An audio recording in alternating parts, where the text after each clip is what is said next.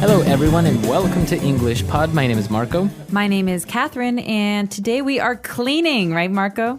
That's right. Today we are cleaning our house. It's not one of our favorite activities, but we have to do it.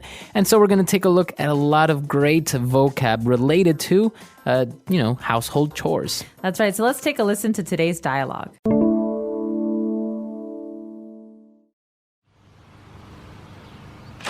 Kevin, what is this mess? It looks like a pigsty in here. Clean this up. Okay, Dad. I will do it in a minute. Let me just finish this level of this game. No, I said now. Plus, you are grounded. You're not allowed to play video games. I want you to make your bed, do the laundry, and then come downstairs and sweep the floors. That's so unfair. You have to pull your weight around here, young man. My house, my rules. But I already mopped the floors, dusted the furniture, and vacuumed the rugs. That's great, but you still have work to do, so get to it. So today on Language Takeaway, let's take a look at all the verbs and all the ways that we have to clean the house. So starting with the first one, we have to make the bed. Make your bed. Make your bed. Okay, so this might sound quite strange because the verb to make is something we say for a lot of different things, like Right. make a deal. Make a mistake. Make a mistake. But here we're making the bed. That means we're putting the pillows on top of the bed and we're going to make sure the blanket is even. So, when you get out of bed, if everything is very messy, when you make it, you put everything in order on your bed. That's right. And it's also confusing because our next verb is to do the laundry. All right, so you make your bed, but you do the laundry. Right. The laundry here means you clean the dirty clothes. Right. So this is one of the very, I would say, confusing parts of English where it's kind of confusing when to use the verb make, when to use the verb do. So usually you make a mistake, as we say, or you make a cake, but you do your homework. So it's just, in these cases, you just kind of have to memorize that you make the bed, but you do the laundry. Exactly. So this is very common, actually, to do the laundry. I have to go do the laundry today because it's an event. You have to gather your clothes and put in the detergent and wash it and dry it. So just remember, make the bed, do the laundry, but then how do we clean those floors? All right, so the floor, we have to do two things. We sweep the floors. So the verb there is to sweep. And how do you sweep? You actually use a broom to sweep. So the broom is like a straw. It's like a brush almost that you use on the floor, and you collect all of the hair and the dust and these things, and you put it into the garbage bin. Right. But after you sweep, then you need to use water to clean because obviously sweeping is just for dry things. Mopping is actually how you clean with water and soap. That's right. So now the verb there is to mop the floors, and usually you use water, you use soap, and you use a mop. So you use a mop to mop. Exactly. The verb is to mop. The noun, the object, is a mop, like you say. So I'm going to mop the floors, right? So please don't come into the kitchen. Right. Right, okay. And, now we need to clean the furniture. And usually on the furniture we have a lot of dust. So we need to dust the furniture, to dust.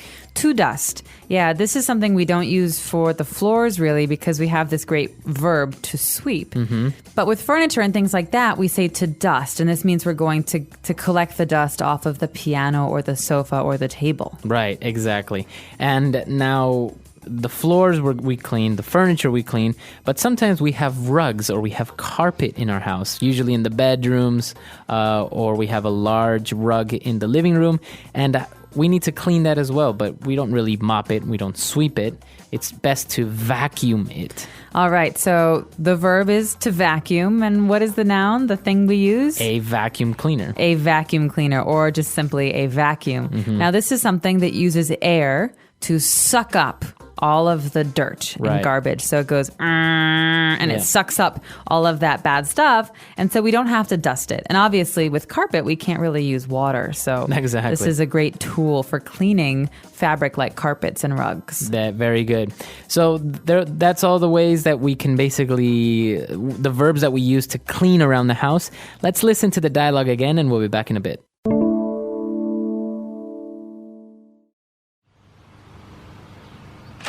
Kevin, what is this mess? It looks like a pigsty in here. Clean this up. Okay, Dad. I will do it in a minute. Let me just finish this level of this game. No, I said now. Plus, you are grounded. You're not allowed to play video games. I want you to make your bed, do the laundry, and then come downstairs and sweep the floors. That's so unfair. You have to pull your weight around here, young man. My house, my rules. But I already mopped the floors, dusted the furniture, and vacuumed the rugs. That's great, but you still have work to do, so get to it. All right, so now let's take a look at some phrases, 3 of them on Fluency Builder. Fluency Builder. All right, now the first word here is pigsty. The dad says, Kevin, it looks like a pigsty in here. Clean this up. Right, so a pigsty. It looks like a pigsty. Now, a pigsty is where pigs live, right? That's right. So, is it really a pigsty? It's not really a pigsty. There are no pigs living there, but to say that a room is like a pigsty means that it's very, very, very dirty. Right, that it looks almost like the mud and the dirty place where pigs live. Exactly. So he's saying you're living in a dirty room. You need to clean this. Right, so a room or a house will look like a pigsty. Now, the dad is actually making him do a lot of work because he says the kid is grounded.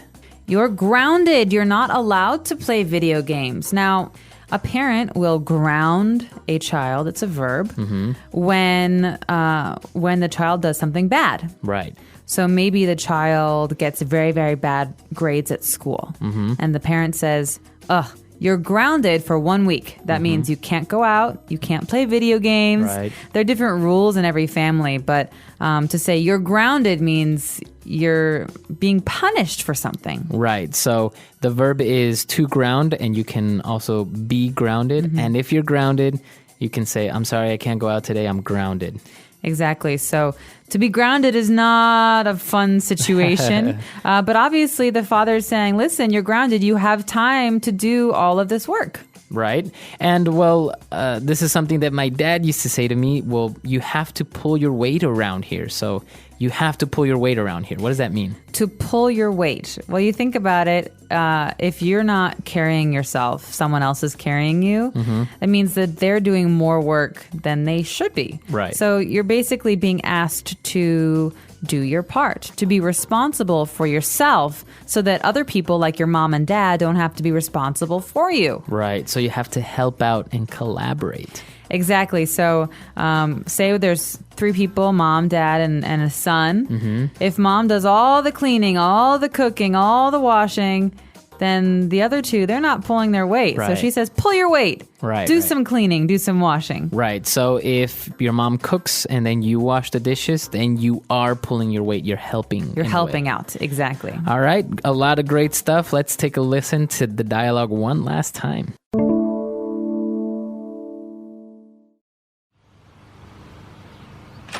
Kevin, what is this mess? It looks like a pigsty in here. Clean this up. Okay, Dad. I will do it in a minute. Let me just finish this level of this game. No, I said now. Plus, you are grounded. You're not allowed to play video games. I want you to make your bed, do the laundry, and then come downstairs and sweep the floors. That's so unfair. You have to pull your weight around here, young man. My house, my rules. But I already mopped the floors, dusted the furniture, and vacuumed the rugs. That's great, but you still have work to do, so get to it.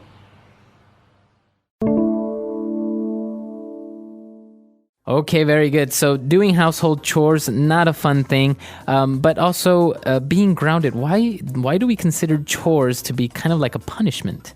Well, there's punishment where you sit alone in your room and you think about your actions. And then there's punishment that's more proactive. Right. Mom and dad say, okay, well, he's grounded. Let's have him work. Let's make them do something. Let's make him do something so that, we're benefiting from his punishment. I think it's also good when children are grounded because it makes them realize that, they need to help out around the house, that it's this work. It doesn't get done magically. There's Right. actually someone doing it. Right. And it's not like, well, in many cases, in many countries, people will have, like we saw in our previous lesson, a domestic maid, a cleaning lady that will usually do everything. So maybe the kid will become very comfortable and not really do anything. Or very lazy. Very lazy. Even worse, yeah. Right. So I definitely remember in my house we had chores because when it's not punishment, when it's your parents' expectation normally, that's called a chore. Right. And they say, okay, Catherine, your chores this week, you need to take the garbage outside,